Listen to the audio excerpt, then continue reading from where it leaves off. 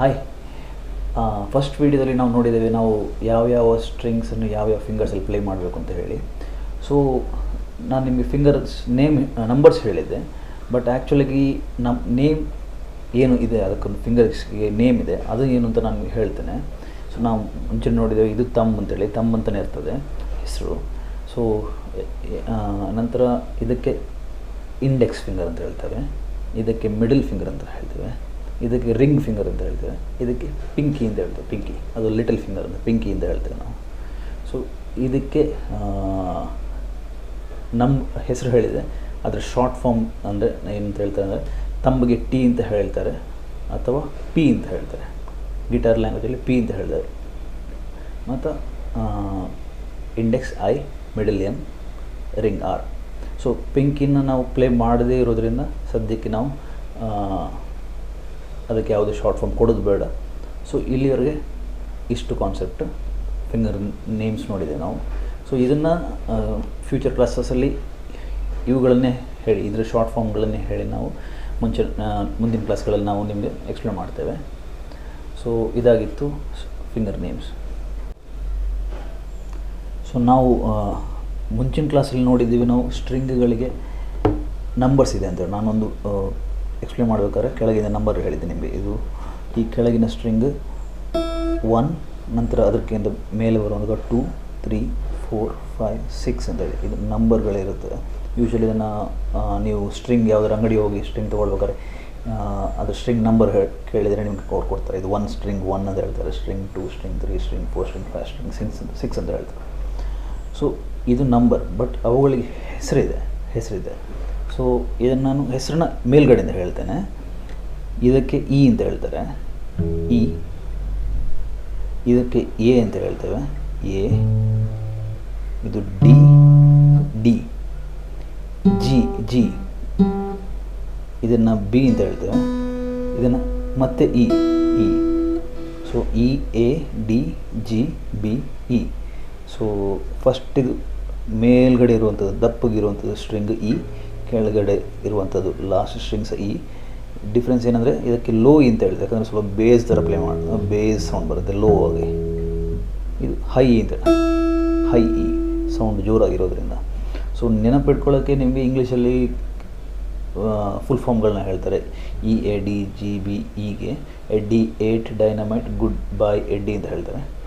ಈ ಥರ ನೆನಪಿಟ್ಕೊಳ್ಬೋದು. ಬಟ್ ನಾನು ಸ್ಟಾರ್ಟಿಂಗ್ ಕಲಿಬೇಕಾದ್ರೆ Eddie, 8 dynamite, good bye Eddie ಅಂತಲೇ ನೆನಪಿಟ್ಕೊಂಡೆ. ಬಟ್ ನಂತರ ದಿನಗಳಲ್ಲಿ ಫಾಸ್ಟಾಗಿ ಹೇಳಿದ್ರೆ E, A, D, G, B, E, A, D, G, B, E, A, D, G, B ಅಂತ.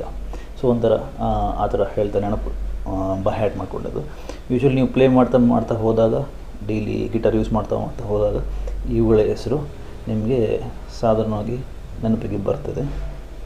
ಸೊ ಇದಾಗಿತ್ತು ಗಿಟಾರ್ ಸ್ಟ್ರಿಂಗ್ಗಳ ಹೆಸರು.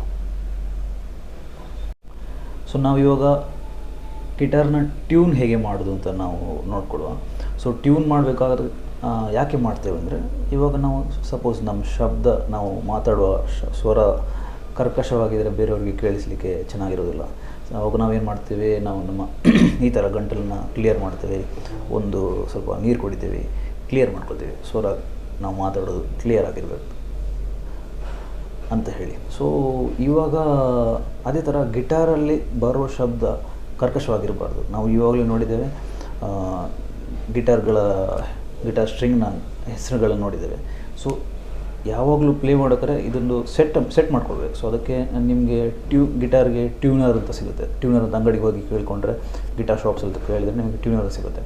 ಅಥವಾ ಆನ್ಲೈನಲ್ಲಿ ತುಂಬ ಆ್ಯಪ್ಗಳಿವೆ. ಸೊ ನಾನು ನಿಮಗೆ ಸ್ಕ್ರೀನಲ್ಲಿ ಒಂದು ಟ್ಯೂನರ್ನ ನಾನು ನಿಮಗೆ ಡಿಸ್ಪ್ಲೇ ಮಾಡಿದ್ದೇನೆ. ಸೊ ಆ ಟ್ಯೂನರ್ನ ನೀವು ಯೂಸ್ ಮಾಡ್ಕೊಳ್ಬೋದು. ಆಲ್ರೆಡಿ ಒಂದು ಆ್ಯಪ್ ಪ್ಲೇಸ್ಟೋರಿಂದ ಆ್ಯಪ್ ಓಪನ್ ಮಾಡಿ ಇಟ್ಕೊಂಡಿದ್ದು ನಿಮಗೆ ಕಾಣಿಸ್ತಿದೆ. ಸೊ ಇದನ್ನು ನಾನು ಆಲ್ರೆಡಿ ಇನ್ಸ್ಟಾಲ್ ಮಾಡಿರೋದ್ರಿಂದ ನನಗೆ ಆಲ್ರೆಡಿ ಓಪನ್ ಅಂತ ಆಪ್ಷನ್ ಬರ್ತಿದೆ, ನೀವು ಇನ್ಸ್ಟಾಲ್ ಮಾಡ್ಕೊಳ್ಬೋದು. ಸೊ ಇದನ್ನು ಓಪನ್ ಅಂತ ಕೊಟ್ಟ ಮೇಲೆ ನಿಮಗೆ ಹೊಸದಾಗಿ ನೀವು ಇನ್ಸ್ಟಾಲ್ ಮಾಡೋದಾದರೆ ನಿಮಗೆ ಬೇರೆ ಬೇರೆ ಇನ್ಸ್ಟ್ರೂಮೆಂಟ್ಸ್ ತೋರಿಸ್ತದೆ. ಅಂದರೆ ಗಿಟಾರ್, ವಯೋಲಿನ್, ಬೇಸ್ ಆ ಥರ ತೋರಿಸ್ತದೆ. ಸೊ ಇದನ್ನು ನೀವು ಗಿಟಾರ್ಗೆ ನೀವು ಅಲ್ಲಿ ನೀವು ಗಿಟಾರ್ ಸೆಲೆಕ್ಟ್ ಮಾಡ್ಕೊಳ್ಳಿ. ನಂತರ ನಿಮಗೆ ಆಲ್ರೆಡಿ ನಾನು ನಿಮಗೆ ಹೆಸರು ಹೇಳಿದ್ದೇನೆ, E A D G B E ಅಂತ ಗಿಟಾರ್ ಸ್ಟ್ರಿಂಗ್ನ ಹೆಸರು ಹೇಳಿದ್ದೇನೆ. ಒಂದೊಂದಾಗಿ ಒಂದೊಂದು ಸ್ಟ್ರಿಂಗ್ ನೀವು ಪ್ಲೇ ಮಾಡ್ತಾ ನೀವು ಟ್ಯೂನ್ ಮಾಡ್ಕೊಳ್ಬೇಕು. ಸೊ ಮೊದಲಿಗೆ ಇವಾಗ ನಾನು ಪ್ಲೇ ಮಾಡ್ತೀನಿ ನೋಡಿ, ಇಲ್ಲಿ ಅಲ್ಲಿ ರೈಟ್ ಟಿಕ್ ಬರುತ್ತೆ ನೋಡಿ, ಅಲ್ಲಿ ರೈಟ್ ಟಿಕ್ ಬರೋ ಥರ ನೀವು ಗಿಟಾರ್ ನಾಬ್ಸ್ನ ತಿರುಗಿಸ್ಕೊಳ್ಬೇಕು. ತಿರುಗಿಸಿದ ನಂತರ ಅದನ್ನು ಸೆಟ್ ಮಾಡ್ಕೊಳ್ಬೇಕು. ಸೊ ಇವಾಗ ನಾನು ಈ ಸ್ಟ್ರಿಂಗಿಗೆ ಮಾಡ್ಕೊಂಡಿದ್ದೇನೆ. ನೆಕ್ಸ್ಟ್ ಎ ಸ್ಟ್ರಿಂಗಿಗೆ ನೋಡಿ ಕೆಳಗಿದು, ಅದೇ ಥರ ಡಿ ಸ್ವಲ್ಪ ಸ್ಲೈಟಾಗಿ ಮೇಲ್ಗಡೆ ಟೈಟ್ ಮಾಡ್ತೀನಿ. ಸೊ ಇದೇ ಥರ ಪ್ರತಿ ಸ್ಟ್ರಿಂಗಿಗೆ ನೀವು ಉಳಿದಿರೋ ಜಿ ಬಿ ಇ ಎಲ್ಲ ಸ್ಟ್ರಿಂಗಿಗೂ ನೀವು ಹಂತವಾಗಿ ನೀವು ಟ್ಯೂನ್ ಮಾಡ್ಕೊಳ್ತಾ ಹೋಗ್ಬೋದು. ಇವಾಗ ಸೊ ಈಗ ನನ್ನ ಗಿಟಾರ್ ಫುಲ್ ಟ್ಯೂನ್ ಆಗಿದೆ ನೋಡಿ. ನೀವು ಸ್ಕ್ರೀನ್ ಮೇಲೆ ನೋಡೋದಾದರೆ ಎಲ್ಲನೂ ಗ್ರೀನಾಗಿ ತೋರಿಸ್ತಿದೆ ಎಲ್ಲ ಸ್ಟ್ರಿಂಗ್ಸನ್ನು. ಸೊ ಇವಾಗ ವಿದೌಟ್ ನೀವು ಜಸ್ಟ್ ಪ್ಲೇನಾಗಿ ಪ್ಲೇ ಮಾಡಿದ್ರೆ ನಿಮಗೆ ಸೌಂಡ್ ಯಾವ ಥರ ಬರ್ತದೆ ನೋಡಿ. ನೀವು ಈ ಸೌಂಡ್ ಬರ್ತದೆ, ಪ್ಲೇನಾಗಿ ಬರ್ತಿದೆ ನೋಡಿ.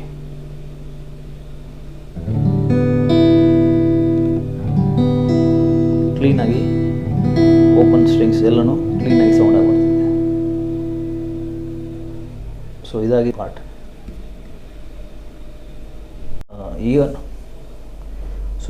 ಇವತ್ತಿನ ವಿಡಿಯೋದಲ್ಲಿ ನಾವು ಒಂದು ಎಕ್ಸಸೈಸ್ನ ನಿಮಗೆ ಕೊಡಲಿಕ್ಕಿದ್ದೇನೆ.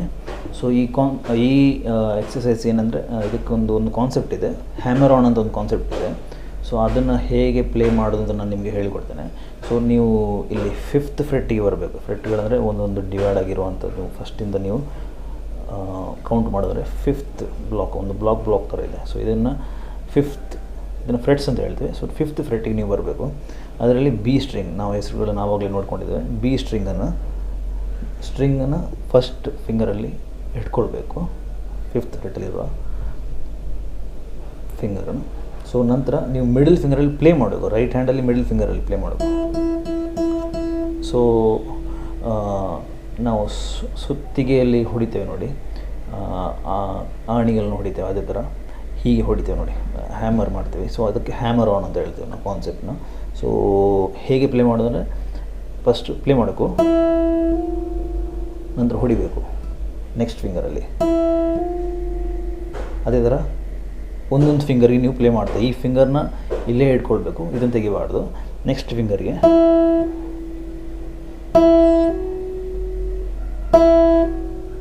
ನಂತರ ನೆಕ್ಸ್ಟ್ ಫಿಂಗರ್,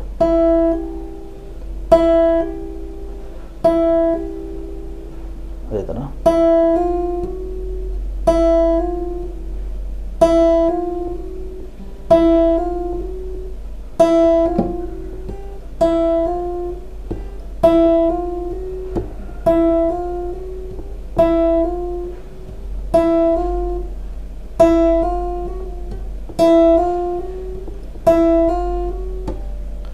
ಸೊ ಈ ಥರ ನೀವು ಪ್ಲೇ ಮಾಡ್ತಾ ಹ್ಯಾಮರ್ ಮಾಡ್ತಾ ಪ್ರಾಕ್ಟೀಸ್ ಮಾಡ್ಕೊಳ್ಳಿ.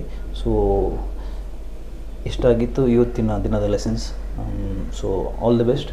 ನೀವು ಚೆನ್ನಾಗಿ ಪ್ರಾಕ್ಟೀಸ್ ಮಾಡಿ. ನೆಕ್ಸ್ಟ್ ಕ್ಲಾಸಲ್ಲಿ ನಿಮ್ಮನ್ನು ನಾನು ಮೀಟ್ ಮಾಡ್ತೇನೆ. Thank you.